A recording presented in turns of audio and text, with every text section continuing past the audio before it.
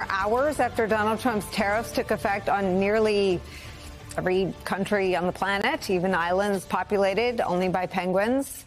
At midnight, Donald Trump did a near total 180 just over 13 hours after that, announcing this afternoon that he's implementing a 90-day freeze on the so-called reciprocal tariffs, leaving only a baseline 10% tariff in place.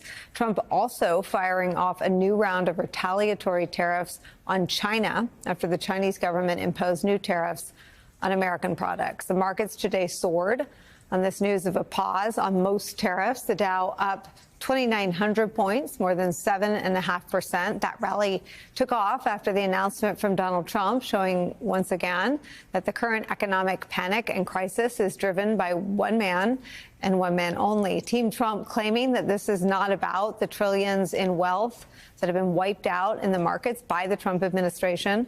Treasury Secretary Scott Bessent claiming that 75 countries asking for a deal and that amounts to a, quote, processing problem, whatever that is supposed to mean. One Democrat asked, why should anyone trust us?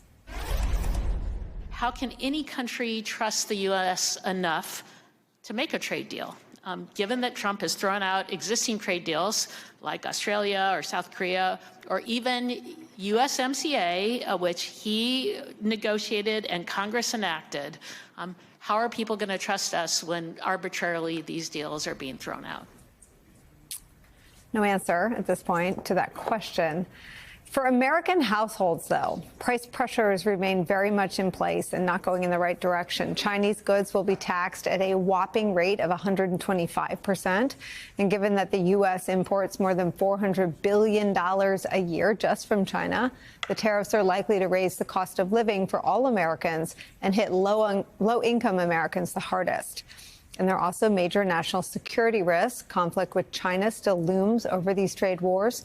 New York Times reports this, quote, for years, the world's two biggest powers have flirted with the idea of an economic decoupling as tensions between them have risen.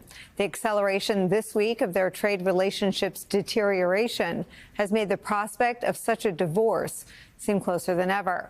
And there could be all sorts of knock-on effects from the decoupling. The Times reports this, quote, the trade fight could spiral even further out of control, inflaming tensions over other areas of competition like technology and the fate of Taiwan, the self-governing island claimed by Beijing. China's leaders appear to be girding the country for a protracted fight. One sign, influential bloggers have been allowed to weigh in on the crisis and suggest other ways to retaliate against the U.S. The threat of a trade war turning into a national security crisis for the U.S. is where we start today. We're joined by Jason Furman. He was chair of the Council of Economic Advisors for President Obama and an economics professor at Harvard University. Also joining us, New York Times diplomatic correspondent Michael Crowley. Here with me at the table for the hour, chief political columnist and host of the podcast Impolitic for Puck, MSNBC national affairs analyst, my friend John Heilman. But we start with CNBC senior economics reporter Steve Liesman. Steve, first, just take us through the day. Well, I'm still gathering and catching my breath and trying to catch my thoughts here, put my thoughts together on all this. So we started the day with a lot of panic, panic that didn't exactly match what we saw in the pandemic, as well as what we saw in the great financial crisis. We were measuring how much panic there was. We looked, Nicole, at the plumbing of the financial system. That's what gets clogged up when you have big problems like this. It was exacerbated, but not terrible. That's where we were. As the day went by, that pressure seemed to build. And then we got, and by the way, Goldman Sachs at 1 o'clock this afternoon actually made a recession call.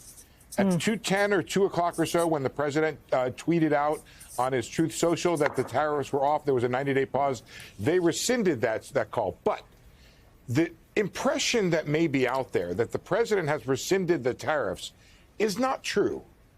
Maybe one way to think about it is, how would you feel if you were told you were going to get 30 lashes, and now you're being told you're going to get 20 lashes? And I'm not using those numbers randomly, because what was going to happen was, I'm going to draw an air chart here. You were at 2.8% average tariffs in America. The president at the Rose Garden last week raised them to 30%, and we're still at 20%. which is to say that when Goldman rescinded its recession forecast, it went from 65% back down to 45%, so still a very high chance of recession. These numbers of the 20% tariffs, which are still on Canada, still on Mexico, still on steel, still on aluminum, a lot of places, and still a 10% tariff that's out there across the board, is still expected to reduce growth as well as raise inflation. So you can call this a victory, which is how the White House is spinning it. It's very hard for me to see the trillions that were lost, some of it on paper, some of it actual, the angst that was created on Main Street and Wall Street and around the globe in return for what appears to be 75 phone calls. Because I don't think the president has a single deal to show for any of this. Yeah, I mean, Steve, I want to drill down on what happened today and what the market was responding to, because to your perfect explanation here, especially for folks like me, I wondered if the markets were responding to the fact of Trump's now public flexibility, or if they were responding to the substance of what was communicated.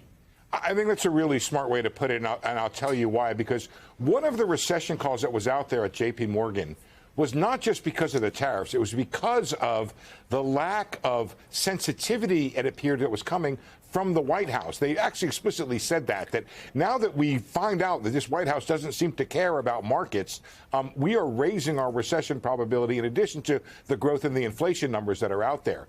And so now that you see that there is some flexibility, that the president does care, look, you could argue, Nicole, that the president panicked here, or you could argue, as the White House does, that this was the plan all along.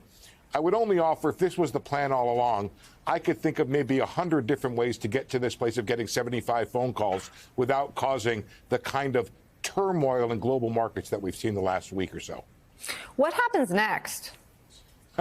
Well, there's 90 days to consider this. Ostensibly, there will be some form of negotiation. We don't know if that 10% tariff rate is negotiable. There is some belief on the street that perhaps that 10% tariff rate could be negotiated away. If we do end up even at 10%, we would be one of the highest tariff developed countries in the world, even if we end up there. There would still be massive dislocation. Look, I don't know that maybe Wall Street has learned how to think about how to price and wake up and get through the day to the end of the trading day with this kind of possibility of tweet volatility. But maybe now they've learned a lesson, which is essentially one where they're going to say, all right, I'm not going to be either as long or as short as I would otherwise be because of the risk of a tweet out there.